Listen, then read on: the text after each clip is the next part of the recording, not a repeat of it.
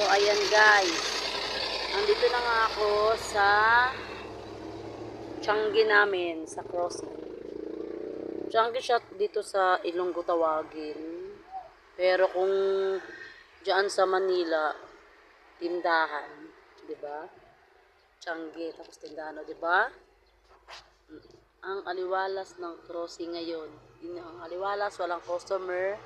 So, ibig sabihin, pag walang customer, walang kita. Diba? Yan, pagpasensya nyo na po. Kanina yung sumakay po ako ng tricycle, hindi ko na po kinat ko po. Kasi baka malaglag yung cellphone ko. Tapos, nakabigay lang ng ate ko ng cellphone ko. Tapos malalaglag lang, diba?